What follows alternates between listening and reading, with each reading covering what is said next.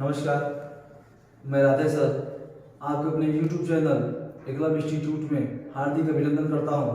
तो दोस्तों, Eklavya institute YouTube की दुनिया में एक नई शुरुआत, एक नई कदम रखा हुआ है। तो हम आपको जीएस पढ़ाएंगे और जीएस में जैसे इंडियन ज्योग्राफी, वर्ल्ड ज्योग्राफी और उसके बाद Indian history, world history, economics, science, ठीक। हम आपको जो भी पढ़ाएंगे मैप के जरिए पढ़ाएंगे और एक ज़बरदस्त लाजवाब तरीके से पढ़ाएंगे, एकदम सरल शब्दों में पढ़ाएंगे ताकि आसानी से समझ में आ जाए, ठीक है। तो हमें उम्मीद है कि जो हम जीएस पढ़ाएंगे मेरे साथ आप एकदम कदम से कदम मिला के चलेंगे, पेन और कॉपी लेके बैठेंगे, ठीक है। तो आज से हमारा जो शुरुआत हो रहा है वो है आपका इंडियन ज्योग्राफी, यानी भारत का भूगोल। भारत का भूगोल, ध्यान रखिएगा, भारत का भूगोल, ठीक। तो भारत के भूगोल में हम पढ़ेंगे मैप के जरिए, जो भी पढ़ेंगे मैप के जरिए और जबरदस्त पढ़ेंगे, एकदम लाजवाब तरीके से, ट्रिक के माध्यम से पढ़ेंगे ताकि आपको आसानी से समझ में आ जाए, ठीक है। तो भारत के भूगोल में सबसे पहले हम जो शुरुआत करेंगे मेरे दोस्तों वो है भारत का नामकरण। जैसे भारत के परिचय को जानने से पहले हम भारत के नामकरण को जान ले कि भारत का भारतवर्ष नाम कैसे पड़ा, इंडिया कैसे नाम पड़ा, हिंदुस्तान कैसे नाम पड़ा, इसके बारे में जानना बहुत अति आवश्यक है, ठीक है। तो हम शुरुआत करेंगे। तो आज का जो हमारा टॉपिक होगा वो हमारा है मेरे दोस्तों भारत का नामकरण। क्या है? भारत का नामकरण, ठीक। भारत का नामकरण यानी भारत का भारत नाम कैसे पड़ा, इसके बारे में जानना बहुत उचित है। तो देखिए, प्राचीन काल में, किस काल में दोस्तों? प्राचीन काल में, ठीक। ध्यान रखिएगा कि प्राचीन काल में आर्य आए थे। कौन आए थे? आर्य, ठीक है। प्राचीन काल में जब आर्य आए तो आर्यों की एक शाखा थी। आर्यों की क्या थी दोस्तों? शाखा थी, और शाखा का क्या नाम था? भरत। क्या नाम था? भरत। प्राचीन काल में जब आर्य आए भारत में तो उनकी एक शाखा थी जिसका क्या नाम था? भरत नाम की एक शाखा थी। तो क्या हुआ था, जो आर्य आए थे ये बसे कहाँ थे? तो हिमालय के दक्षिण में। कहाँ बसे थे दोस्तों? हिमालय के दक्षिण में ये बसे हुए थे। तो क्या हुआ था, भरत जो ये शाखा थी इन आर्यों को पराजित करके, क्या करके? पराजित करके, ध्यान समझिएगा कि आर्य को पराजित कर दिया, और जहां पे आर्य बसे हुए थे हिमालय के दक्षिण में, उस पूरे भूभाग को इन्होंने नाम दे दिया भारतवर्ष। क्या नाम दे दिया? भारतवर्ष।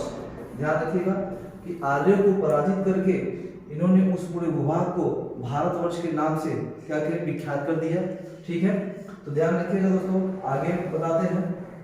जैसे हमने बताया कि प्राचीन काल में आर्य आए थे, उसके भारत का नामकरण शुरू हो रहा है, ठीक है।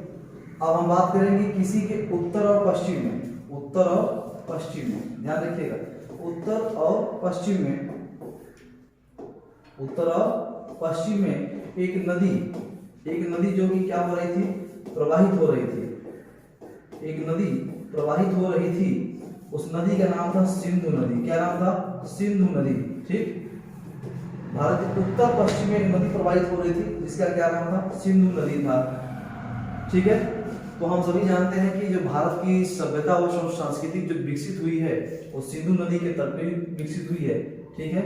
ध्यान रखिएगा दोस्तों कि भारत की सभ्यता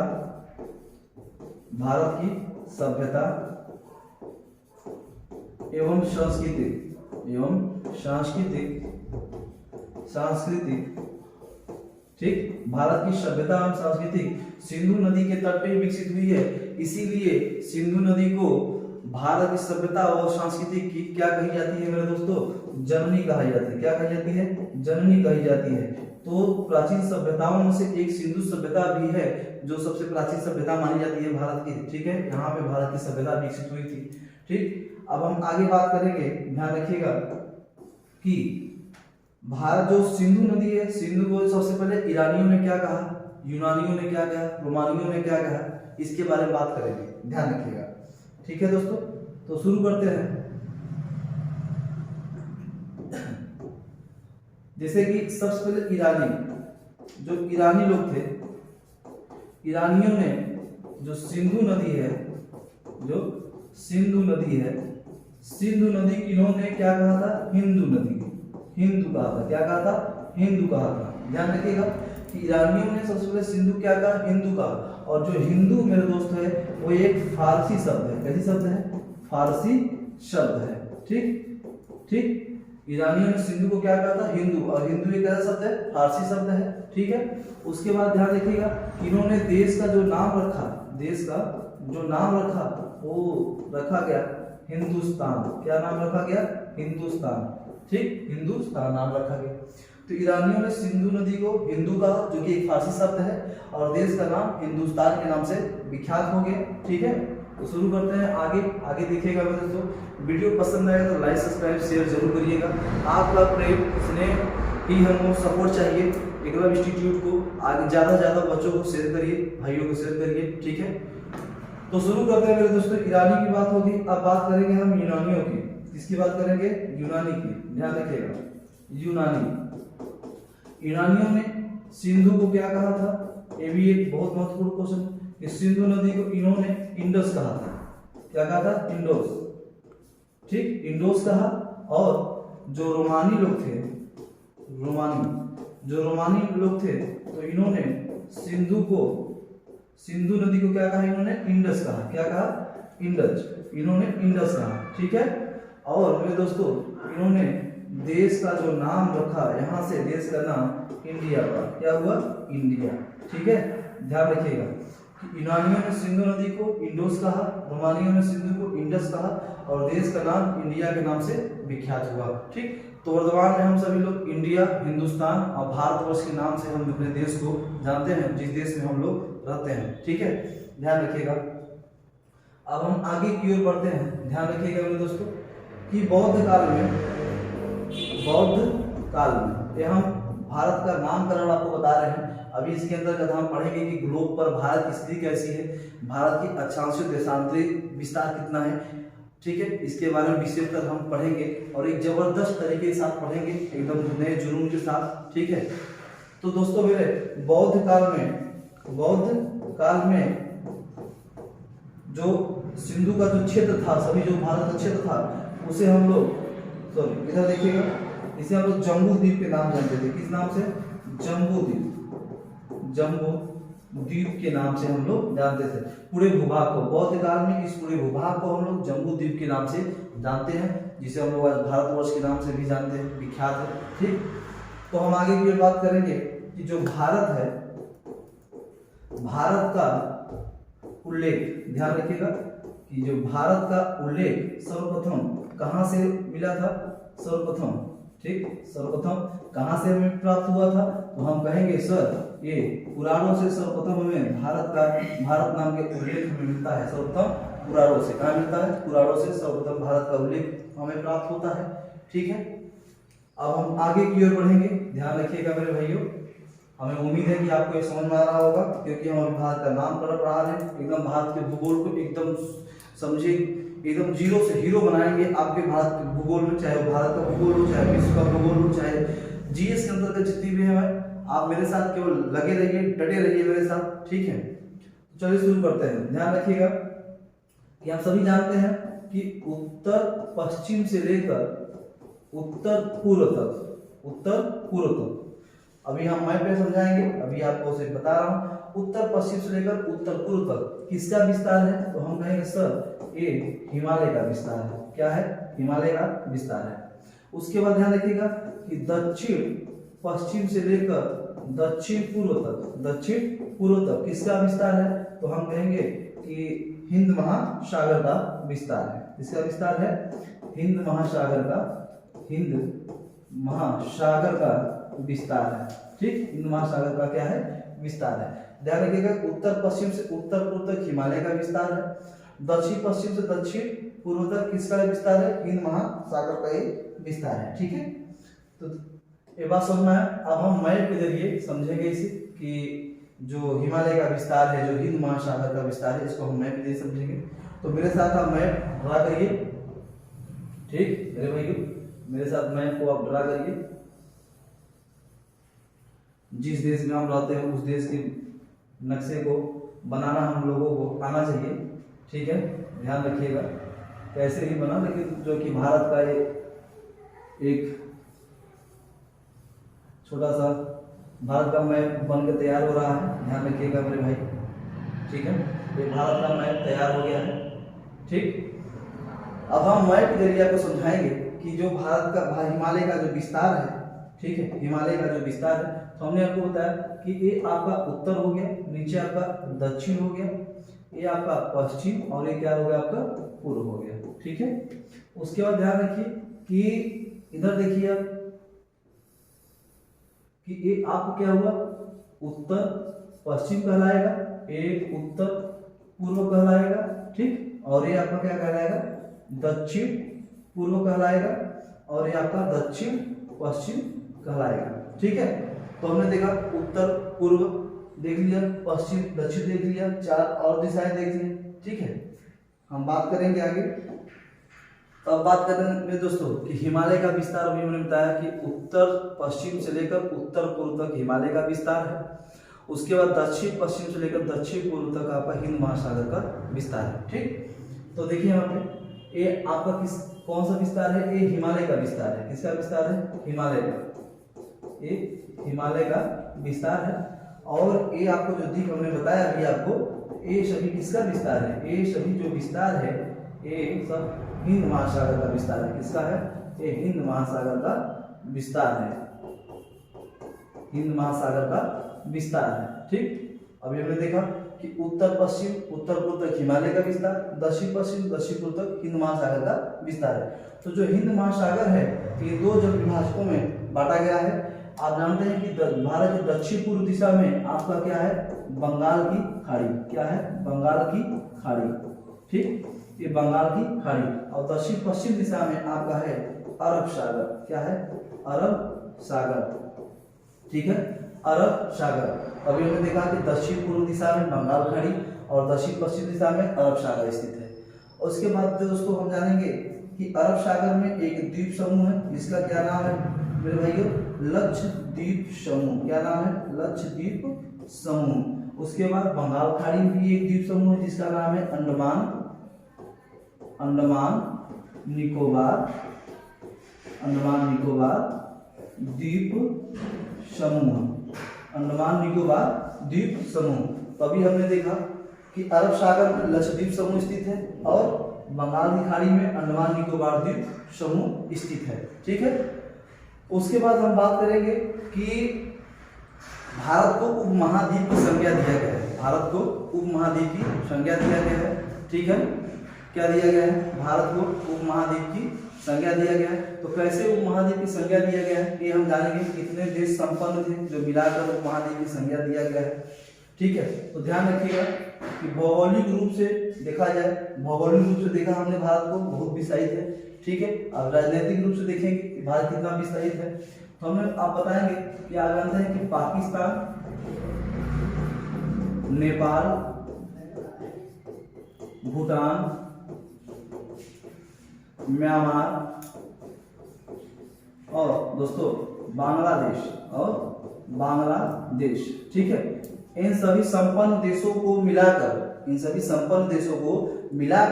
भारत को उपमहाद्वीप की संज्ञा दिया गया है, उपमहाद्वीप की संज्ञा दिया गया है।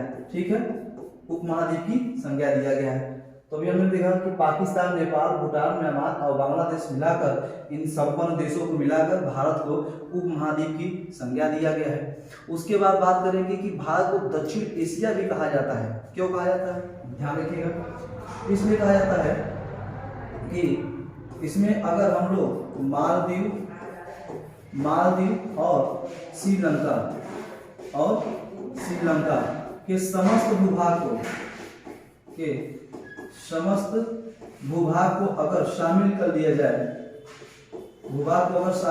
जाए, इसे हम लोग दक्षिण एशिया के नाम से जानते हैं। किस नाम से, दक्षिण एशिया के नाम से हम लोग जानते हैं। ठीक है, तो अभी हमने देखा कि पाकिस्तान, नेपाल, भूटान, म्यांमार और बांग्लादेश को मिलाने के बाद भारत को उपमहाद्वीप की संज्ञा दिया गया है। और मालदीव, श्रीलंका के समस्त भूभाग को अगर मिला लिया जाए तो इसे दक्षिण एशिया की संज्ञा दिया गया है। ठीक है, तो आगे हम बात करेंगे मेरे दोस्तों, ध्यान रखिएगा। अब हम ये बात करेंगे कि भारत ग्लोब पर भारत की स्थिति कैसी है। हमें उम्मीद है कि आपको ये समझ में आया होगा। ठीक है, तो ऐसे जबरदस्त और लाजवाब वीडियो आपको आपके सामने मैं पेश करूंगा एकलव्य इंस्टीट्यूट के माध्यम से। ठीक है, क्योंकि जब आप सभी जानते हैं यूट्यूब की दुनिया में एकलव्य इंस्टीट्यूट की एक नई कदम है, एक नए जुनून के साथ, एक नए जोश के साथ। ठीक है, आपका सपोर्ट चाहिए। तो चलिए हम शुरू करते हैं और मैं उम्मीद है कि आपको समझ में आया होगा। अब हम बात करेंगे मेरे दोस्तों कि ग्लोब पर भारत की स्थिति, ग्लोब पर भारत की स्थिति कैसी है या कहां पे है। ठीक, ग्लोब पर भारत की स्थिति हम मैप पे जरिए समझेंगे, बहुत ध्यान समझिएगा दोस्तों। ग्लोब पर भारत की स्थिति कैसी है ये हम जानेंगे। तो आइए हम शुरुआत करते हैं। ठीक, ये हमारा जो कि एक धरातल है, इसको हम धरातल मानेंगे। क्योंकि ग्लोब का जो निर्माण हुआ है वो धरातल के आकार को देखकर हुआ है, धरातल के आकार को देखकर हुआ है। तो हम इसे मानेंगे, एक धरातल मानेंगे। और इस धरातल पे कुछ काल्पनिक रेखाएं खींची गई हैं, कुछ काल्पनिक, रियल में नहीं रेखाएं हैं मेरे दोस्तों, एक काल्पनिक रेखाएं हैं जो पृथ्वी को दो बराबर भागों में बांटती हैं, जो पश्चिम से पूर्व की ओर जाती है, और एक कुछ जो रेखाएं हैं उत्तर से दक्षिण की ओर जाती हैं। दोनों रेखाएं क्या करती हैं, पृथ्वी को दो बराबर भागों में बांटती है। ठीक है, तो हम बात करेंगे कि ऊपर आपका उत्तरी ध्रुव हो गया, ठीक, और नीचे आपका क्या हुआ, दक्षिणी ध्रुव होगा। उसके बाद इधर आपका दोस्तों पश्चिम, और एक क्या आपका कहलाएगा, पूर्व। ठीक है, पश्चिम और पूर्व। ठीक, हम सभी जानते हैं कि इस पे कुछ काल्पनिक रेखाओं को बनाया गया है। तो सबसे जानिए कि जितनी भी पश्चिम से पूर्व की ओर जितनी रेखाएं जाएंगी वो सभी रेखाएं क्या कहलाएंगी, अक्षांश। क्या कहलाएंगी, अक्षांश रेखा कहलाएंगी। पश्चिम से ओर जितनी भी पूर्व की ओर रेखाएं जाएंगी, पूर्व की ओर, वो सभी अक्षांश रेखा कहलाएंगी। और ध्यान रखिएगा कि जितनी उत्तर से जितनी भी दक्षिण की ओर रेखाएं जाएंगी वो सभी रेखाएं देशांतर रेखा कहलाएंगी। कौन सी रेखा, देशांतर रेखा कहलाएंगी। ठीक, अभी हमने जाना कि पश्चिम से पूर्व की ओर जो रेखा जा रही है अक्षांश रेखा, उत्तर से दक्षिण जो रेखा जा रही है वो देशांतर रेखा के नाम से कहलाएंगे। ठीक, तो शुरू करते हैं कि पश्चिम से पूर्व की ओर जो रेखा जा रही है, देख रहे हैं आप, पश्चिम से पूर्व की ओर जो रेखा जा रही है इसे हम लोग 0 डिग्री अक्षांश रेखा कहते हैं। क्या कहते हैं, 0 डिग्री अक्षांश रेखा के नाम से हम लोग जानते हैं। 0 डिग्री अक्षांश रेखा के नाम जानते हैं। ये पृथ्वी को दो बराबर भागों में देख रहे हैं, विभाजित कर रही है। ऊपर का क्या कहलाएगा आपका, उत्तरी गोलार्ध। क्या कहलाएगा, उत्तरी गोलार्ध। ठीक, और नीचे क्या कहलाएगा आपका, दक्षिणी गोलार्ध कहलाएगा, दक्षिणी गोलार्ध कहलाएगा। तो हमने देखा कि जो 0 डिग्री अक्षांश रेखा है पृथ्वी दो बराबर भागों में बांटी है, ऊपर उत्तरी गोलार्ध, नीचे दक्षिणी गोलार्ध। इसको हम लोग कई नामों से जानते हैं, जैसे हम एक हमारा जो पृथ्वी है, भूधरा, वसुंधरा, धरातल, ये सब क्या है, ये सब पृथ्वी का जो कि पर्यायवाची है। तो भू यानी पृथ्वी, कहाँ से गई है रेखा, मध्य से। कहाँ से गई है दोस्तों, तो मध्य से गई है, क्या गई है, रेखा। तो इसे हम लोग भूमध्य रेखा के नाम से भी जानते हैं, भूमध्य रेखा के नाम से भी हम लोग जानते हैं। ठीक, और देखिएगा इसे हम लोग विषुवत रेखा, किस नाम से, विषुवत रेखा के नाम से भी हम लोग इसे जानते हैं। विषुवत रेखा के नाम से हम लोग भी इसे जानते हैं। आगे ध्यान रखिएगा, विषुवत रेखा हो गया, अक्षांश 0 डिग्री अक्षांश रेखा, भूमध्य रेखा। उसके बाद ध्यान रखिएगा इसे जो इंग्लिश में हम लोग दोस्तों इक्वेटर कहते हैं। क्या कहते हैं, equator, equator line, equator line के नाम से हम लोग इसे जानते हैं। देखा कि हमने कि भूमध्य रेखा पृथ्वी को दो बराबर भागों में बांट रही है, उत्तरी गोलार्ध और दक्षिणी गोलार्ध में। ठीक, अब हम आगे देखेंगे कि जो देशांतर रेखा है वो पृथ्वी को दो बराबर भागों में बांट रही है। दो बराबर भाग कौन से होंगे, ठीक है, ये देखना जरूरी है, तो ध्यान रखिएगा मेरे दोस्तों। आइए हम शुरू करते हैं एक नए आगाज में, एक नई जो कि शुरुआत है। ठीक है, अब हम बात करेंगे ये आपका क्या कहलाया, उत्तरी ध्रुव कहलाया। ठीक, और ये आपका क्या कहलाया, दक्षिणी ध्रुव कहलाया। जैसा कि अभी हमने देखा है कि पश्चिम से पूर्व की जो रेखा जा रही है वो अक्षांश रेखा कहलाएगी। अब हम बात करेंगे कि जो उत्तरी ध्रुव से दक्षिण ध्रुव को मिलाने वाली रेखा, उत्तरी ध्रुव से दक्षिण ध्रुव को मिलाने रेखा को हम लोग क्या कहते हैं, हम लोग कहते हैं 0 डिग्री देशांतर रेखा, क्या कहते हैं दोस्तों, 0 डिग्री देशांतर रेखा के नाम से हम लोग जानते हैं। 0 डिग्री देशांतर रेखा के नाम से हम लोग जानते हैं। उसके बाद ध्यान रखिएगा कि इसे हम लोग यामोत्तर रेखा, यामोत्तर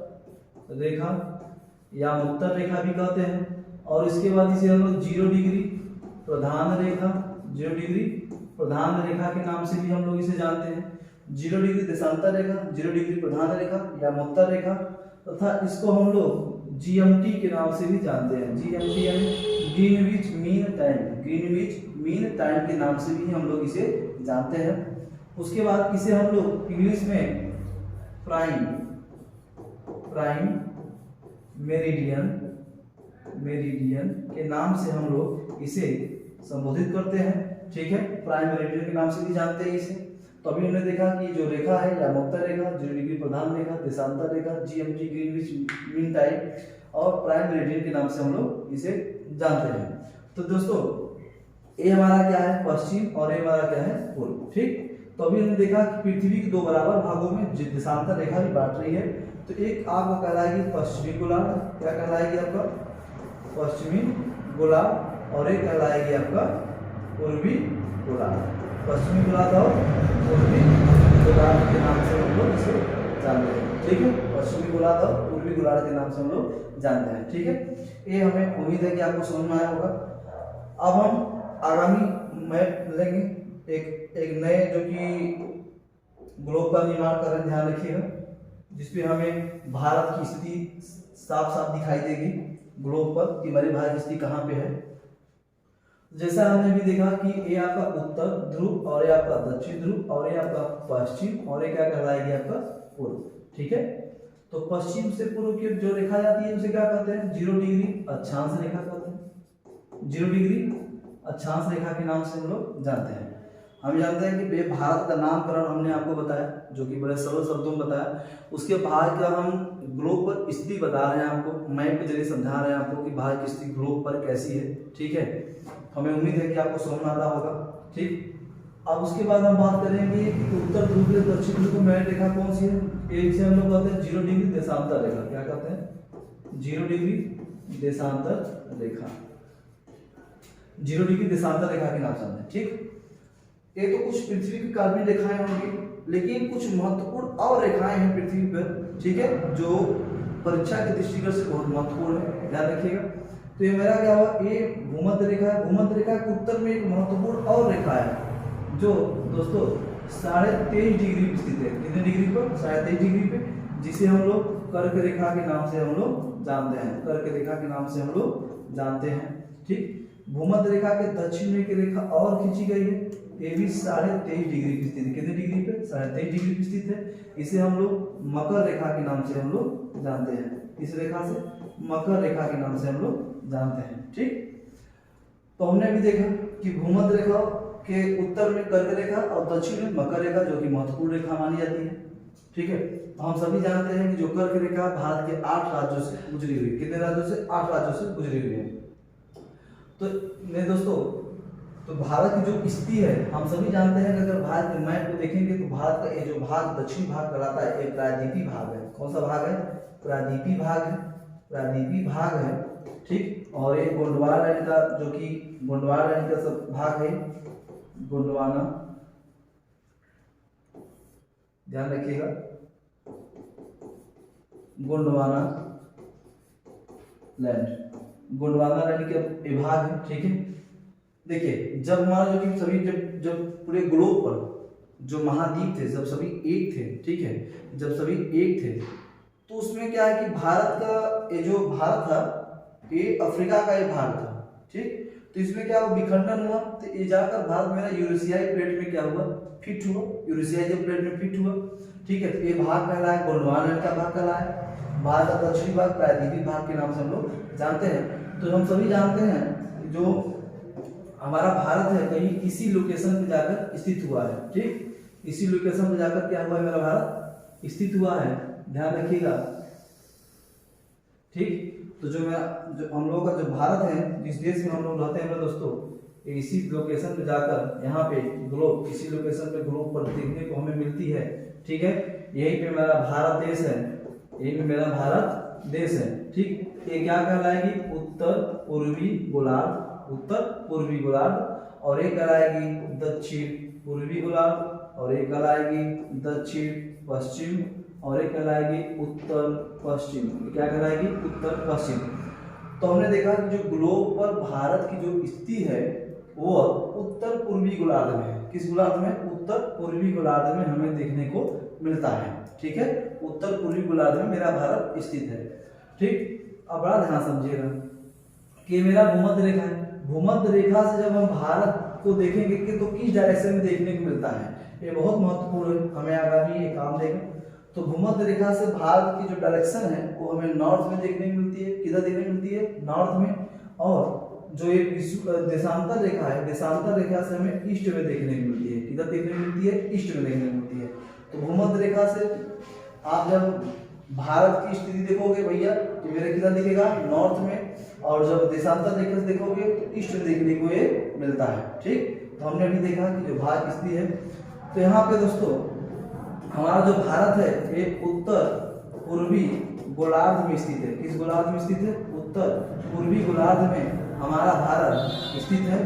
ठीक, उत्तर पूर्वी गोलार्ध में हमारा भारत स्थित है। ये हमने अभी देखा कि भारत की ग्लोब पर जो स्थिति है हमने मैप के जरिए समझा, मैप के जरिए हमने समझा। ठीक है, तो अब हम बात करेंगे आगामी। ठीक, आगामी बात करेंगे कि भारत की अक्षांशीय और देशांतरी विस्तार कितना है, वो भी मैप के जरिए, वो भी मैप के जरिए हम लोग समझेंगे।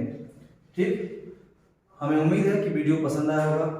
ठीक है, आगे हम ऐसे ही आपको मैप के जरिए पढ़ाएंगे। अभी भी आपके जो कि आगे हम अभी आपको बताएंगे भारत की जो अक्षांशीय और देशांतरी विस्तार है मैप के जरिए समझाएंगे।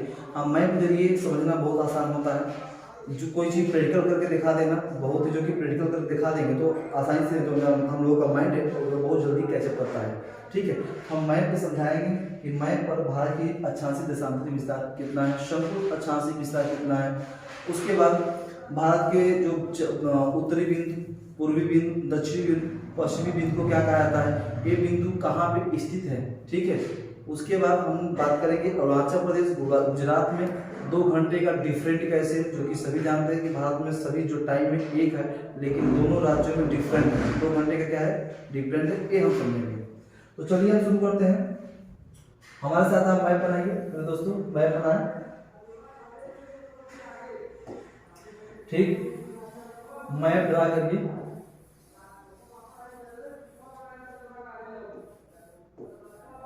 मैप को ड्रा करते रहिए, हमारे साथ मैप बनाइए।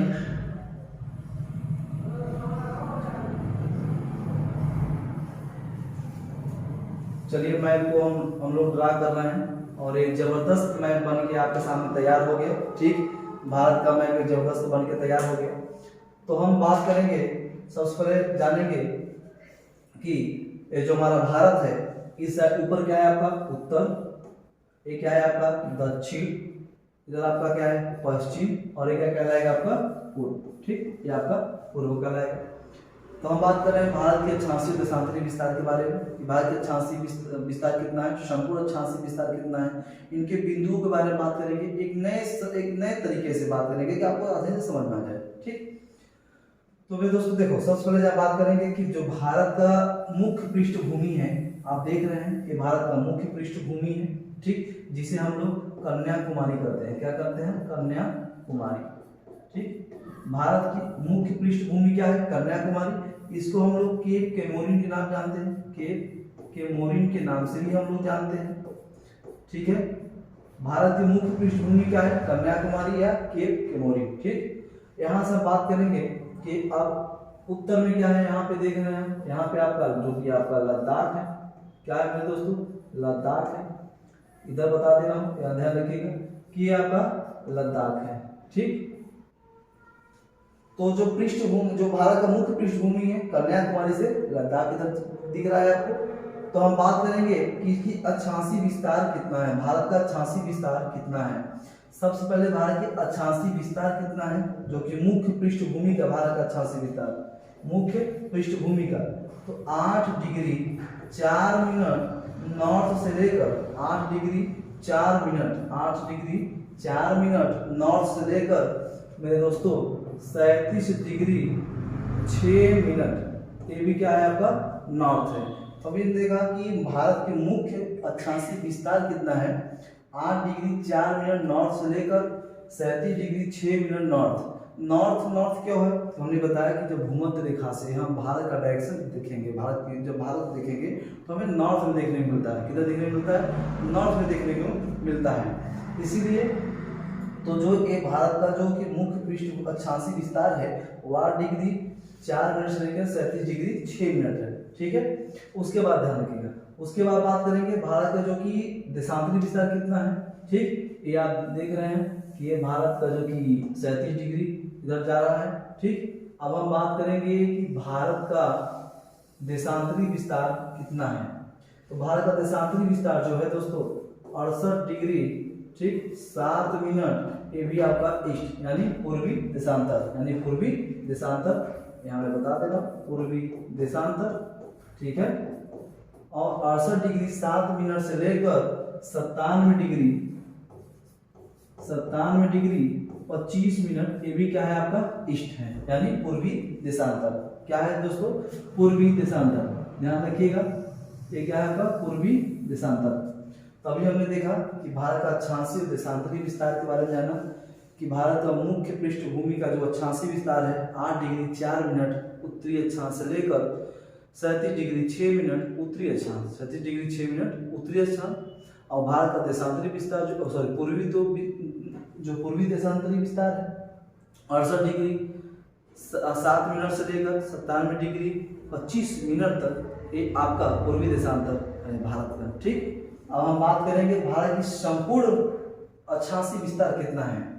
तो देखिए दोस्तों, आप सभी जानते हैं कि ये हमारा क्या है, ग्रेट निकोबार। क्या है, ग्रेट निकोबार। ग्रेट निकोबार में यहाँ पे 6 डिग्री 45 मिनट नॉर्थ से लेकर 6 डिग्री 45 मिनट नॉर्थ से लेकर 37 डिग्री 6 मिनट नॉर्थ तक, ये भारत का संपूर्ण अक्षांशीय विस्तार है। क्या है, भारत का संपूर्ण अक्षांशीय विस्तार, भारत का संपूर्ण अक्षांशीय विस्तार है। तो 6 डिग्री 45 मिनट से लेकर 6 डिग्री 45 मिनट से लेकर 37 डिग्री 6 मिनट। ठीक है, अब ये भारत का संपूर्ण अक्षांशीय विस्तार हो गया। हमने देशांतरी विस्तार के बारे में समझा भारत के। ठीक है, अब भारत के मुख्य बिंदुओं के बारे में बात करेंगे कि भारत के उत्तरी बिंदु, दक्षिणी बिंदु, पश्चिमी पूर्वी बिंदु को क्या कहा जाता है।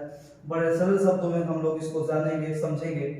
तो मेरे प्यारे भाइयों, इसको ज़्यादातर एकलव्य इंस्टीट्यूट का आपका सपोर्ट चाहिए, क्योंकि यूट्यूब की दुनिया में आपका सपोर्ट रहेगा तभी हम जाकर एक नए जुनून, एक नए आगाज में अच्छे वीडियो को हम डालने की कोशिश करेंगे, ताकि आपको एकदम सरल शब्दों में समझ में आ जाए। ठीक है, शुरू करें। तो अब हम बिंदुओं के बारे में बात करेंगे। तो सबसे पहले जानेंगे कि भारत के उत्तरी बिंदु का क्या नाम है। भारत के उत्तरी बिंदु को क्या कहते हैं। तो भारत के में दोस्तों उत्तरी बिंदु को हम लोग इंदिरा कौल, किस कौल के नाम से जानते हैं, इंदिरा कौल, इंदिरा कौल के नाम से हम लोग जानते हैं। भारत के उत्तरी बिंदु को क्या कहते हैं हम लोग, इंदिरा कौल के नाम से हम लोग जानते हैं। उसके बाद ध्यान रखिएगा कि भारत के दक्षिणी बिंदु को हम लोग 4 नामों से जानते हैं। कितने नामों से, 4 नामों से। ध्यान रखिएगा, पहला जो है आपका ला ही चिंग, ला ही चिंग। ठीक है, पहला क्या है, ला ही चिंग।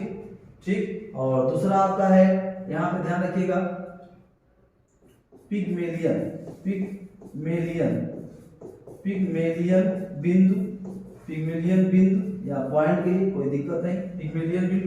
तो जो ग्रेट निकोबार में स्थित है, तो पहले इसे भारत के दक्षिणी बिंदु को हम लोग पहले ला ही चिंग के नाम जानते थे, जो कि एक प्राचीन नाम है, या तो पिग्मेलियन बिंदु के नाम जानते हैं, या तो पार्सेन बिंदु, इस नाम से पार्सेन बिंदु, पार्सेन बिंदु के नाम से जानते हैं, या इसका जो रियल में नाम है मेरे दोस्तों, जो बहुत विख्यात है, इंदिरा पॉइंट। किस नाम से, इंदिरा पॉइंट के नाम से हम लोग इसे जानते हैं। तो देखिए, इंदिरा पॉइंट का प्राचीन नाम ला ही चिंग, पिग्मेलियन बिंदु, पार्सेन बिंदु कहिए, या तो इंदिरा पॉइंट के नाम से हम लोग भारत के दक्षिणी बिंदु भारत के दक्षिणी बिंदु को हम लोग जानते हैं। ठीक है, ये 4 नाम आपके लिए बहुत महत्वपूर्ण है। ठीक, हमारे साथ पेन कॉपी लेके बैठिए। ठीक, अब हम बात करेंगे भारत के पश्चिमी बिंदु को क्या कहते हैं। तो मेरे दोस्तों, भारत के पश्चिमी बिंदु को हम लोग गोरमोता या गुहार मोती या गुहार मोती, गौरमोता या गुहार मोती के नाम से हम लोग भारत के पश्चिमी बिंदु को जानते हैं। अब बात करेंगे भारत के पूर्वी बिंदु को, तो हम लोग भारत के पूर्वी बिंदु को कीबिथु के नाम से हम लोग जानते हैं। किस नाम से? कीबिथु के नाम से हम लोग जानते हैं। तो अभी देखा भारत के पश्चिमी बिंदु, पूर्वी बिंदु, उत्तरी बिंदु और दक्षिणी बिंदु को हम लोग भारत के बिंदुओं को जान गए। ये कहाँ पे स्थित है, ये बिंदु कहाँ पे स्थित है, इसके बारे में जानना भी बहुत अति आवश्यक है। ठीक, तो ऐसे ही एक नए अंदाज में हम आपके सामने भारत का भूगोल लाएंगे, चाहे वो विश्व का भूगोल हो, भारत का भूगोल हो, इतिहास हो, ठीक, चाहे वो साइंस हो, एक नए अंदाज में, नए जुनून में, नए जोश में आपके सामने मैं पेश करूंगा। ठीक है, हमें उम्मीद है कि आपको ये पसंद आएगा। ठीक, ज़्यादा से ज़्यादा मेरे दोस्तों लाइक शेयर सब्सक्राइब जरूर करिएगा, सपोर्ट, आपका सपोर्ट चाहिए। ठीक है, दुनिया का सबसे बड़ा जो योग होता है एक दूसरे का, दुनिया का जो सबसे बड़ा योग होता है एक दूसरे का क्या होता है मेरे भाई?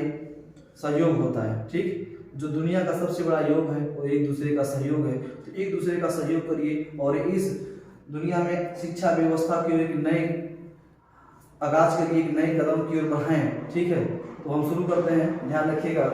हमने बिंदु के बारे में जाना, अब हम बात करेंगे भारत का उत्तर से दक्षिण और पश्चिम से बिंदु की जो लंबाई है इसके बारे में हम लोग बात करेंगे। ठीक है, तो ध्यान रखिएगा कि भारत का उत्तर से लेकर दक्षिण की लंबाई, ठीक, और पश्चिम से लेकर पूर्व की लंबाई, भारत का उत्तर से दक्षिण की लंबाई, पश्चिम से पूर्व की लंबाई के बारे में। तो जो उत्तर से दक्षिण की लंबाई है 3214 किलोमीटर है, और उसके बाद ध्यान रखिएगा 3214 किलोमीटर है। ठीक, उसके बाद जो पश्चिम से पूर्व की लंबाई है 2933 किलोमीटर है, 2933 किलोमीटर है। ठीक, तो भारत का पश्चिम से पूर्व की लंबाई, उत्तर से दक्षिण की लंबाई देखा हमने, उत्तर दक्षिण लंबाई 3214 किलोमीटर और पश्चिम से पूर्व की लंबाई 2933 किलोमीटर है। ठीक है, तो हम अभी जानेंगे कि जो भारत का उत्तर से जो पश्चिम की लंबाई है, जो भारत उत्तर से जो दक्षिण की लंबाई है और जो पश्चिम से पूर्व की जो लंबाई है, इनमें डिफरेंट कितने किलोमीटर का है? इनमें डिफरेंट कितने किलोमीटर का है? तो मेरे दोस्तों, इसमें डिफरेंट 281 किलोमीटर का है। कितने किलोमीटर का? 281 किलोमीटर का है। ठीक, आप ध्यान रखिएगा कि अभी हमने देखा कि इनमें डिफरेंट 281 किलोमीटर का है। तो उत्तर से दक्षिण की जो लंबाई और पश्चिम से पूर्व की लंबाई, इसमें सर्वाधिक लंबाई किसका है? तो अभी हमने देखा सर्वाधिक लंबाई 3214 किलोमीटर उत्तर से दक्षिण की लंबाई है। ठीक है, उत्तर से दक्षिण लंबाई, जो कि पश्चिम से पूर्व की लंबाई छोटी है। पश्चिम से पूर्व की लंबाई क्या है? छोटी है। ठीक, तो हम बात करेंगे क्या सर्वत्र इनका जो डिफरेंट होता है, एक समान होता है कि डिफरेंट होता है? ठीक है, तो हम जानेंगे कि ग्लोब पर अक्षांशीय और देशांतीय जो रेखा है, ग्लोब पर इनकी जो डिफरेंट होती है, जो दूरी होती है, ठीक है, एक समान नहीं है। ग्लोब पर इनकी जो दूरियां हैं वो एक समान नहीं है, बात समझ रहे हैं। और उसके बाद ध्यान रखिएगा पृथ्वी पर भी इनकी क्या है? वास्तविक दूरी समान नहीं है। क्यों? क्योंकि मेरे भाई जो देशांतर रेखा है, देशांतर रेखा ध्रुवों की ओर जाने पर इनकी जो लंबाई होती है वो कम होती है, लेकिन अक्षांश रेखा की जो लंबाई होती है सर्वत्र एक जैसा होता है। सर्वत्र क्या होता है? एक जैसा बना रहता है। ठीक है, बात समझ में आया? तो हमने भी देखा डिफरेंट, इनमें देख लिया कि कितने किलोमीटर का डिफरेंट है। अब हम बात करेंगे कि भारत के पश्चिम और पूर्व में 2 घंटे का डिफरेंट कैसे है। हम सभी जानते हैं कि पूरे भारत में जो टाइम जोन है वो टाइम एक जैसा है सबके पास। कोई जितने 28 रात 7 के 8 के प्रदेश है सभी टाइम एक समान है, लेकिन अरुणाचल प्रदेश और गुजरात में टाइम में 2 घंटे का अंतर है। तो कैसे 2 घंटे का अंतर है ये जानिए। ठीक, ये आपका क्या हो गया फिर दोस्तों? ये आपका क्या हुआ? गुजरात। क्या हुआ? गुजरात। ठीक, क्योंकि गुजरात में क्या है? गोरमोता गुहार मोती स्थित है। और उसके बाद इधर देखिएगा, इधर बताओ जो कि इंदिरा का जो कि लद्दाख में स्थित है। और हमने बताया कि जो इंदिरा पॉइंट है ग्रेट निकोबार में, और जो कीवी द्वीप है दोस्तों ये अरुणाचल प्रदेश में कहाँ स्थित है? अरुणाचल प्रदेश। ठीक, अरुणाचल प्रदेश में स्थित है। तो अरुणाचल प्रदेश और गुजरात में 2 घंटे का डिफरेंट कैसे ये जानिए। आपके अक्षांशीय विस्तार जो है और जो पूर्वी देशांतरी विस्तार है, अक्षांशीय और देशांतरी जो विस्तार है उसमें लगभग 30 डिग्री की समानता है। कितने डिग्री की समानता है? 30 डिग्री की समानता है।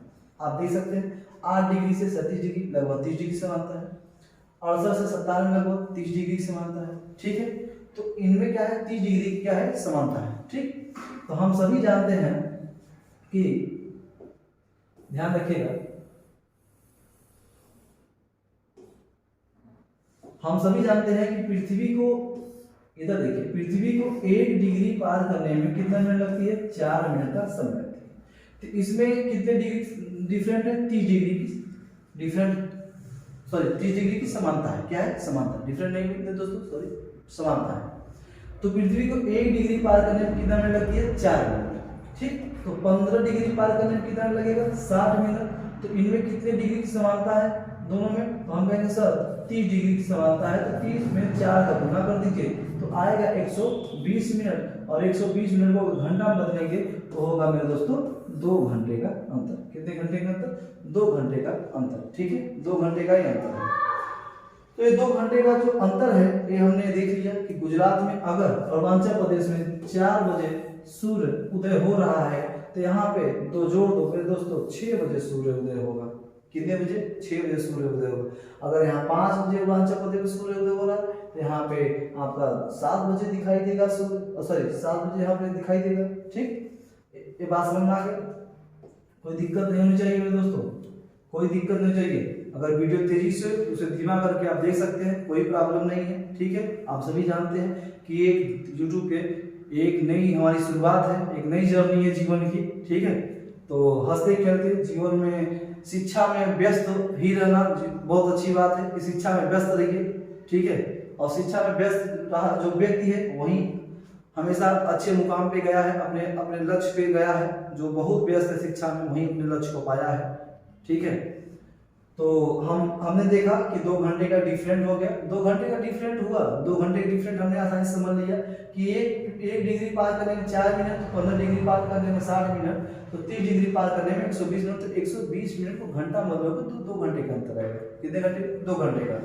ठीक है, अब हम बात करेंगे कि भारत का जो टाइम जोन है वो हर देशों से क्या है मेरे दोस्तों, ध्यान रखिएगा कि जो भारत है, भारत का जो टाइम है 5.5 घंटा आगे कैसे है, इसको भी जानना बड़ी आवश्यक है। 5 घंटे कैसे है मिनट, 5.5 घंटा कैसे आगे मिनट भारत का टाइम। ठीक है, तो ध्यान रखिएगा कि 82.5 डिग्री, कितने डिग्री? 82.5 डिग्री।